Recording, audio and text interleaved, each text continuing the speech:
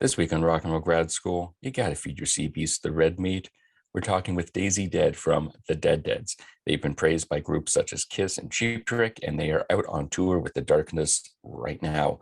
That's Rock and Roll Grad School, available wherever you get your podcasts, rockandrollgradschool.com. Y is recorded in front of a live studio audience. Have you downloaded the new upgrade to your iPhone yet? Mm-hmm. You have? I believe so, because it just does it. Oh. There is going to be, I don't know if it's in this update or a future one, a version of the Face ID Oh yeah, you can have your mask. with your mask. That unfortunately would not have helped this woman in China a couple months. Randy, 1, 2, okay, I'm back. Okay. That would not have helped this woman in China a few months ago, whose 28-year-old boyfriend was convicted of stealing $24,000 by lifting her eyelids while she slept and using that to access her phone. That's crazy. And that didn't wake her up? Apparently not. So, If well, someone started pulling on my eyelids, I'd freak out. Okay, wait a second here. There we go. So the man, identified only by his surname, Huang, went to the sick woman's apartment a year ago and gave her food as well as medicine that made it. Okay, so it was Bill Cosby went to her apartment. Oh dear. After she fell asleep, he reportedly pressed her finger to the phone to unlock it. Okay. He then lifted her eyelids to unlock her Ally Pay app using facial recognition. Man, so he did the fingerprint and the facial recognition. He did. He was found guilty of theft by using secret methods to steal another person's property. I mean, that's at least a sexy sentence. Like if you're going to be found guilty of something, like guilty of using secret methods to steal someone's property, sounds pretty damn cool. Yeah, that does sound pretty naughty, doesn't it? Is there anything else that sounds a lot cooler than it actually is? I mean, grand larceny actually kind of sounds nice. It does. It sounds like you're really working on it. Mm-hmm. It took some effort. It sounds, larceny's got a nice, just aristocratic ring to it. Mm-hmm. You feel like you'd hear that on like the Gilded Age or something. Yes. Yes. Oh, have you seen the Larceny this season? It's lovely. Right. I haven't seen the latest episode of Larceny.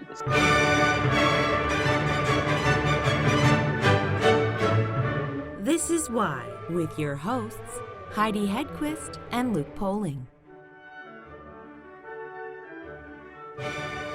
We've got that going for us. We do. Now we know what crimes to commit, so we sound cool on a rap sheet. Exactly. Well, in China, I guess we'd have to rewrite the laws to get charged with theft by using secret methods. We would. I think so, right? Oh, probably. So, all right, we're going to have to run for public office. Get a pen. We got to write this down. Run for public office. Can Randy run for public office? Okay, that's no problem. Probably a lot smaller rap sheet. Run for public office, rewrite the laws, commit crimes in that order. Yeah, probably. We can't have her number them too. 1, 2, 3, so we don't get confused. Should we put like goal dates? Like, should we be like, we need to achieve this by this date? You know, a lot of our guests always talk about their vision board and manifesting things. This should be on our vision board. This should be on our vision board. Yeah. We should make a vision board. Let's do that in New York. Yeah, that's just what the show needs, a vision board. It would have robes on it. It would totally have robes and a yacht. Yeah, I'm going to be honest. When we were talking with Breanna and she mentioned giving her clients her canvas a robe, I got a little jealous. I was very jealous. Yeah. It's like, that's not fair. I want a robe. We can't get a robe from anybody. No, it's like we can get a fire emoji till the cows come home. Ugh. It's ridiculous. Nothing less hot than a fire emoji. No.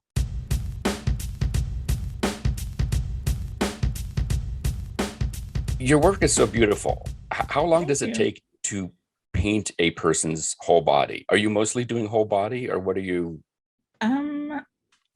It varies. More often than not, I'm not doing the whole body. I'm just maybe doing like their upper body or just their chest or maybe their face and arms, like face, neck, and arms. But a whole body can take anywhere from like 2 hours to 6 hours. We've even done some that have taken close to 10 hours. But how does one deal with a living, breathing canvas? Like everyone always complains about, oh, sit still for the portrait, but the opposite has to be 1,000 times harder. Yeah. So you just take breaks. You try to make the model as comfortable as possible. I do simple things like having an anti-fatigue mat underneath us that we're standing on. I often have a little pole that I can have my model just hold on to so they're not just kind of freestanding the entire time. If I can, I'll have the person sit down, or I'll have them sit for the first part and then have them stand up, just because the standing gets really tiring after a while. Like standing still is actually really tiring. It's horrible. Yeah. Yeah. So to go back to the beginning, how did you Yes. start as a body painter? Did you just do a hand or a foot and then work your way up to a limb and then expand? What's the order of which that all happens? That's funny you mentioned the hand thing, because I recently stumbled across a photo of me when I was like, I don't know, maybe 12 or 13, and I had just painted my hand red and I was like holding it up to the camera. There you go. Great. So It was written in the stars. Yeah. that's where it started. But really, I can sort of pinpoint a moment in time. It was like 2007, I'm pretty sure, Halloween. I just had this idea to be a zebra. I bought those really cheap, inexpensive Halloween store paints, and I painted my face all up, and I think I painted my hands and my neck too. And then I wore all this zebra print fabric, and the reactions I got from people were amazing. They were just shocked that that was me. How did I do that? And I was like, wow, I think I'm on to something here. And it was just really fun to be a different character other than myself. Like I could be this cool looking zebra and not have to just be me, this normally shy and introverted person. So normally when people come to you, is it models? I know there's some amazing like aerialists and things like that on your website, or is it people doing it just for the fun of it, like a costume, or is it all of the above? It's all of the above. Sometimes people are just doing a photo shoot for themselves, or like a maternity photo shoot, and they just want to make it a little different, a little special. Sometimes people are celebrating like a certain milestone birthday, and they're just like, let's do this. Let's get naked. Get painted. And then other times it's for events like some fashion shows, or large events where they have promotional models walking around or at a booth. I'm actually doing one like that tomorrow, so promotional type model for an event. And then Halloween, of course, is like go time when everybody wants to be painted. Can we ask what the animal you're doing tomorrow is? It's actually a character for a brand. Oh, okay, so it's not like character. Yeah, they're releasing, but the character is all like purpley pink, like glowing, luminous skin. So they were mostly costume, but I paint what skin is exposed. Now, how do you keep the paint from smudging? So it kind of depends which paint I use. I use some that are water-based. That's usually with like a paintbrush, and they're like dry cakes that you activate, kind of like watercolor paints. Mm-hmm. So those are water-based, and I usually seal that with a spray-on sealant, kind of like hairspray. So it just kind of puts a protective layer, but I still tell people like don't wear tight-fitting clothing, don't like do a lot of anything that's going to cause friction, because friction really is always the enemy of body paint. That's when the edges of where fabric meets the paint is where it starts rubbing. But I also use airbrush paints that are alcohol based, and those ones are much more long lasting. They're water and sweat resistant, so I've even used those for like underwater body paint photo shoots, or if someone's going to be doing something really active and like sweating more. So I have a lot more leeway if I work with one like that. I'll still even seal that one sometimes, but like you can touch it. If your hand was wet and you touched it, it wouldn't like come right off onto you. So that's actually what I'll be using tomorrow, so that any liquids that might be around, keep the model a little more intact. From the artistry side, do you have a preference? It really kind of just depends on what the design is. I actually like to blend both of them and do some stuff with like brushwork and some stuff with airbrush, just because they both give sort of different visual effects. So I like a mix, but sometimes on the situation, I have to do it all with the airbrush paint. Is there one animal or image that you're really tired of painting on people? I'm guessing tiger, but Arguably, you're close. oh, It was 1 year, it seemed everybody wanted leopard print on Mm. themselves. I was just like, 1 year? I feel like that's every year. now I have like enough sort of breaks in between stuff. I was like, okay, I have some distance from the design, but there was just 1 year, every event seemed they wanted a leopard print something. I was like, could we do something else, please? Oh. That would be a lot. Yeah. I do Oh. get like sort of leopard type things, or zebra and tiger print when people are doing a lot of like animal themed things. Those are sort of the go-to prints because they're very distinctive. So do you plot everything out prior, or is the body just the canvas and you just go with it with your gut? It kind of depends on the event. If it's like a big full body, more intricate thing, I often will do a quick little sketch. I usually do those on my iPad now. And sometimes even if someone like sends me a photo, I'll just like draw on top of their photo. But now that I've been doing this for a while, sometimes I just sort of look up some reference images and then I just go and paint in the moment. So wow. what if somebody's really hairy? Well, Are there like things that they have to, like, should they be cleaning all that up before they come in? that is the preference, and I make that suggestion in advance. I have a few things I have to tell people in advance. It's like, if you have a lot of body hair, it's preferable if you either shave it or trim it down. It just makes it harder to get to your skin with the paint if there's hair there. I also tell people, freshly washed skin is preferable. For But a then multitude of don't- reasons. Yes, and then don't put lotion or oils on top though, because that then makes it harder for the paint to stick. So I've had people show up and say, I just put coconut oil all over my body. I'm like, okay. What's wrong with you? Great. Good for you. This is gonna be fun. And the paint just sort of like wiped off, even though it was the alcohol paint, because the oil layer did not work with paint. Yeah.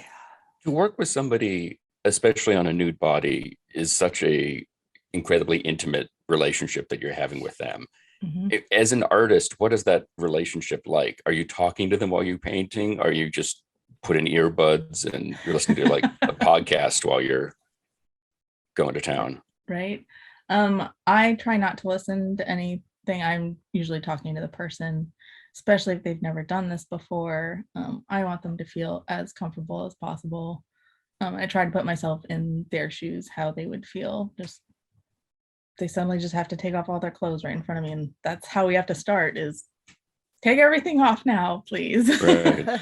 If I can, based on the design, maybe I'll just have them keep their bottoms on at first and I'll start on the upper body and then we'll take the rest off. But sometimes if I'm gluing on like a thong or gluing on the pasties, then we just have to go for it and jump right in. So I try to do everything, make it as comfortable as possible.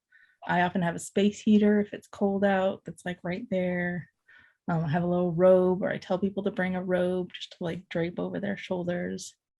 So yeah, I'm very aware of how intimate this is and how sort of brave you have to be if you're not comfortable with this type of thing. What was the first experience you had doing this professionally? Like your first time doing it in front of someone else? I don't remember.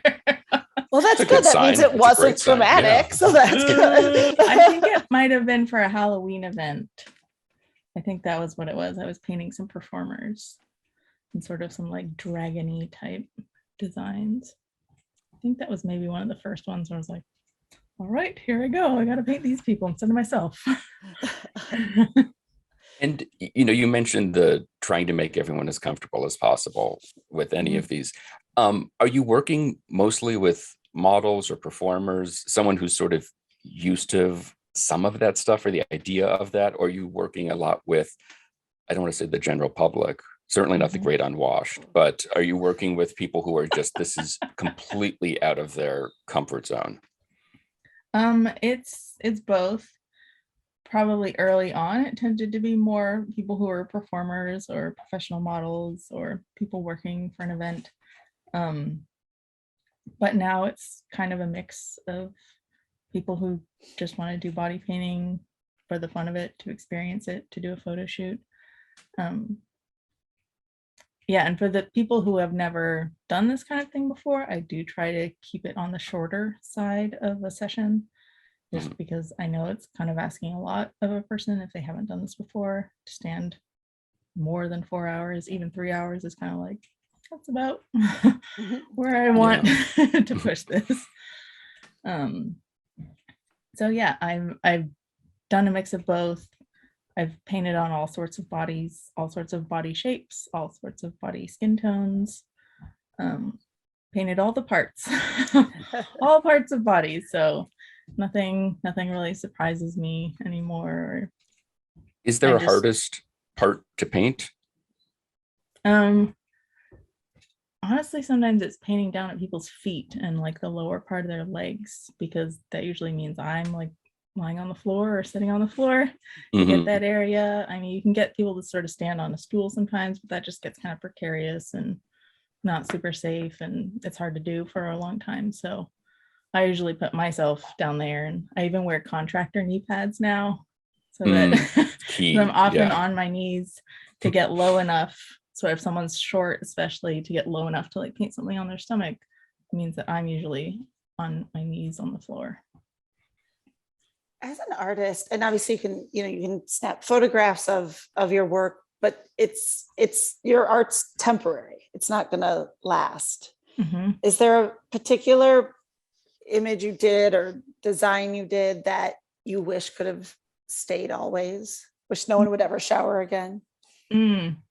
Actually, one of these ones behind me, I really Those like. are Mm. amazing. Like on the site, they are incredible. They're so Yeah. flipping cool. Well, so I actually got into also designing some apparel that's similar to my body painting. So that's actually one of them that you see behind me is like beta fish, and there's like a glare on the screen. So she's wearing Yeah. leggings, and then her upper body That's is painted. awesome. So I wanted sort of a way to continue the art once it's gone down the drain. So I started designing apparel. Some of it was based on previous costumes or body painting that I did, so that people can wear the body paint after the fact. That's awesome. And then sometimes now I'll paint people with the apparel on, and that just makes it like a faster experience, but they still have that overall look of looking body painted. That's So really cool. yeah, it's always hard to see it go down the drain. But the ones that have taken a long time are usually the ones where you're like kind of sad that it has to be washed off. Yeah, I'm sure.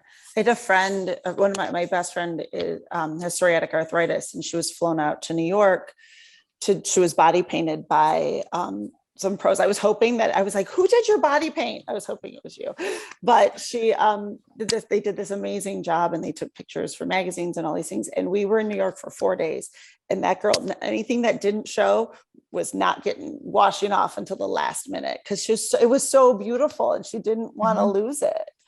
So I think it's hard for them to.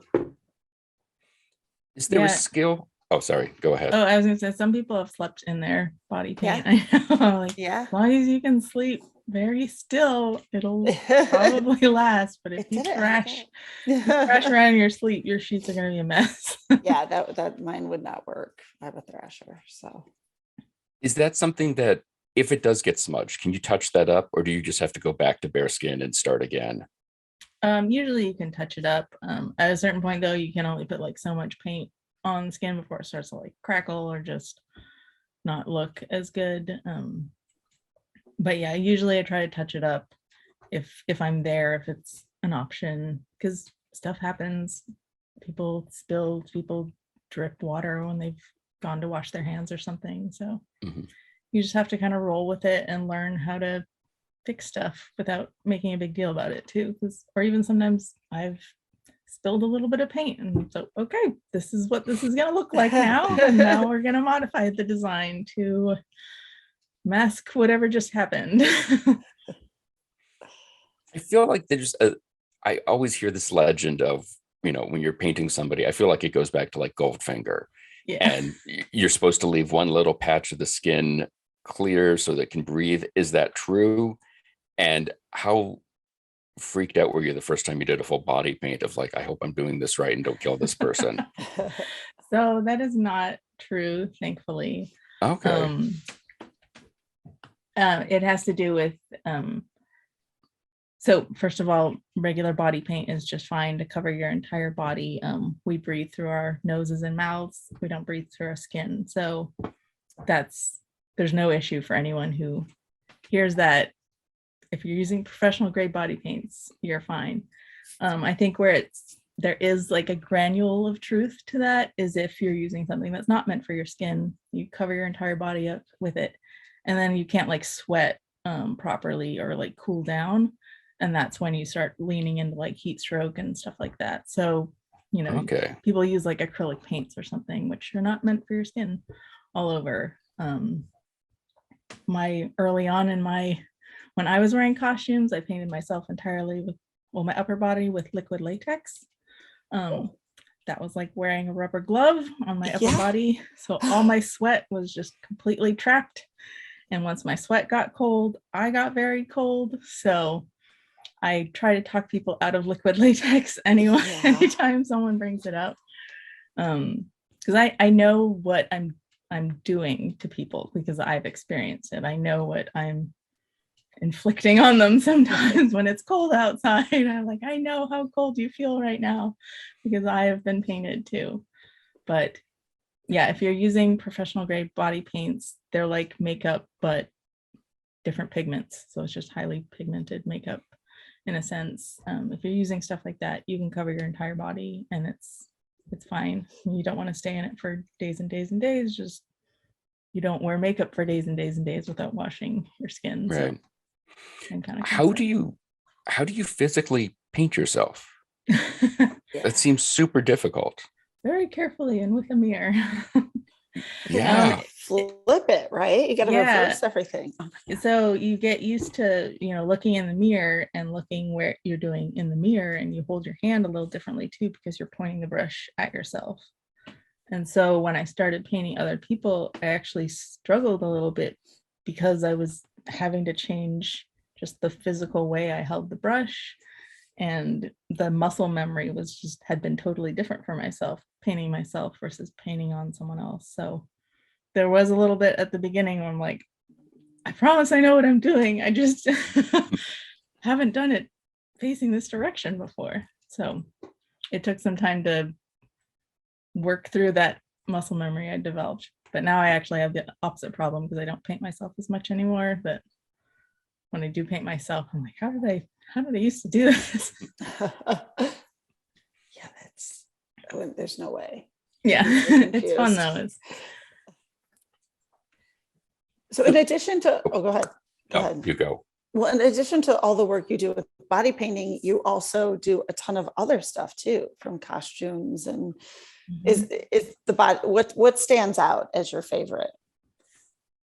I think I always love it when I can blend my graphic design world with the body paint world, like those leggings projects I told you about. It's just, I love seeing how I can use all the different ways of expressing my art come together into one, and seeing that vision that I've had in my head, seeing that come to life on a real person is always like the most rewarding part. So yeah, I think those apparel and fabric projects that get blended with body paint are usually the ones that I'm most excited about when they're done. Awesome. And can people buy the leggings? Yes. Ooh, where do people go to get the merch? On my website. Excellent. BreannaCooke.com. There we go. I didn't get that far. I was like so enthralled with all the photos. I was like, wait, there's more? Yes. Yes, I actually just a few days ago launched a project that I've been working on for the past 2 years over, and that was a whole new line of apparel that's coral reef design inspired, and I did some body paint projects with that apparel. So that's all ready to go and on my website. Now, as an artist, is there something that you have to sort of learn that's different, that perhaps for somebody who does, oil paintings or murals, that this specific art form, I mean, it's a three-dimensional, it seems like something completely different. Was there some element of painting and art that you had to learn that you just did not have any experience in, or could Monet come in and just knock this out in an afternoon? I think most people who have experience with a paintbrush and using paints can pretty quickly transition to doing body painting. It's the parts where you have to work pretty quickly and you have to make decisions quickly, and you can't come back to this later. You have to get it done now in this moment, and work around anything that comes up.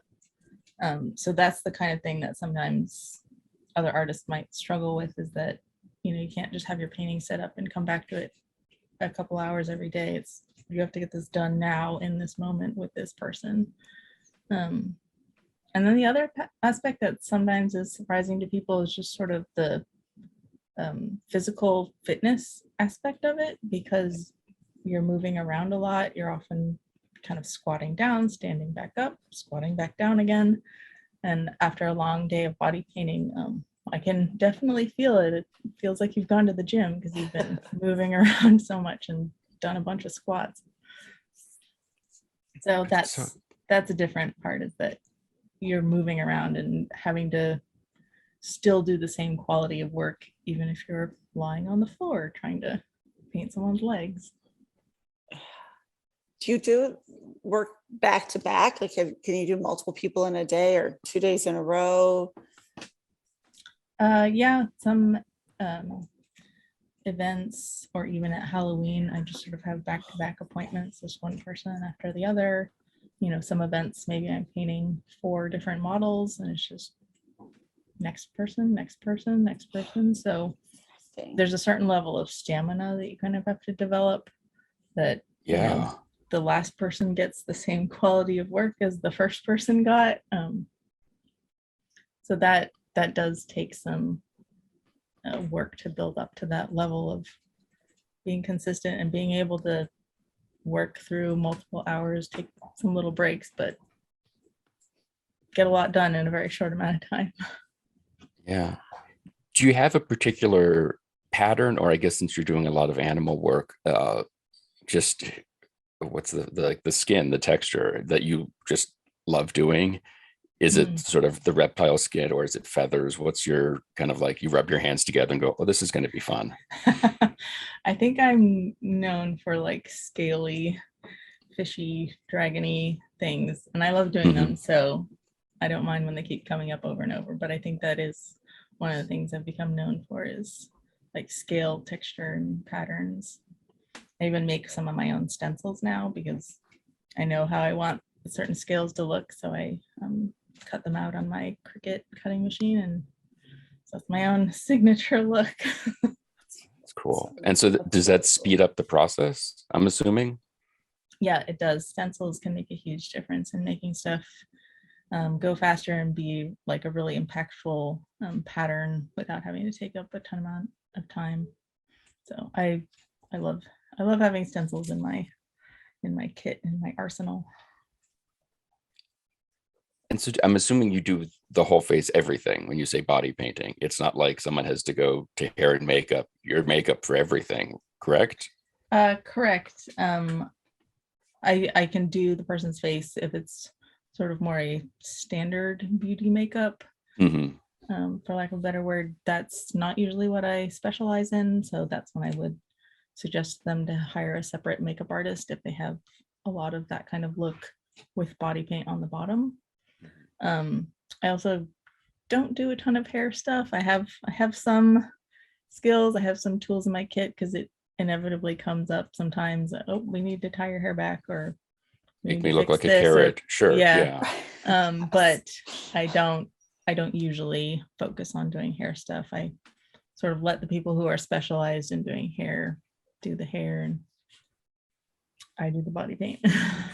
Looking ahead, is there one design that you are currently kind of eager to try out on someone? There's something where you've like, I cannot wait for someone to come in and ask for this, or this is my white whale. I want to get this one perfect, and I just haven't done it to my satisfaction yet.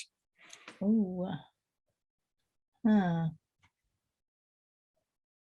Let me think. That might come to me later. But I have Okay. had other ones in the past where I see maybe something in a movie and I'm like, ooh, I want to do that.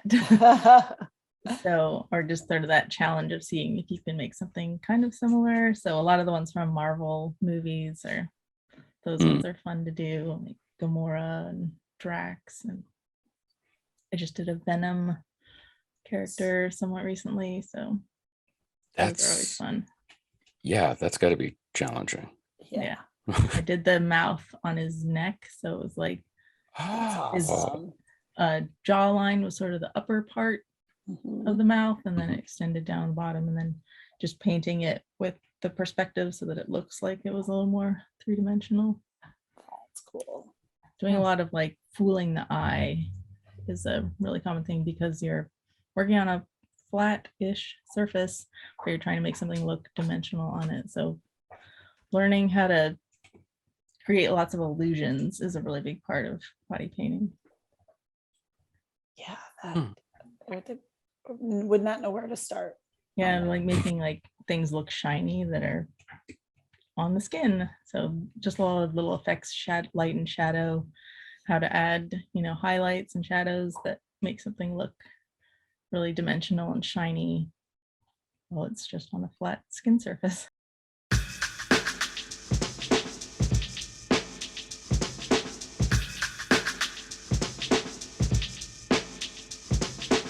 For more information on Breanna, to see some of her work, and to order her new collection of activewear, check out her website, Breanna Cooke, that's COOKE.com. You can check us out on all the various socials. Be sure to visit our website and don't forget to leave us a review. Today's show is produced by myself and Heidi Hedquist. Our reluctant producers are John Sauvé and Sandy Stone. Our willing producers are Rachel Allen and Randy Jeanette. Our intern is Zach Jackson. This one's for Philippe. Thanks for joining us. Flash, we're coming home.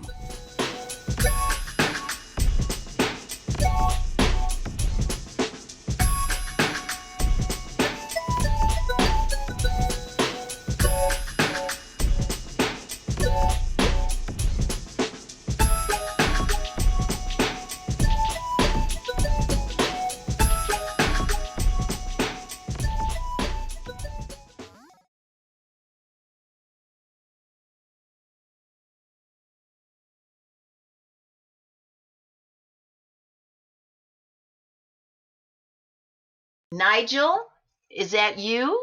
Are you here, Nigel?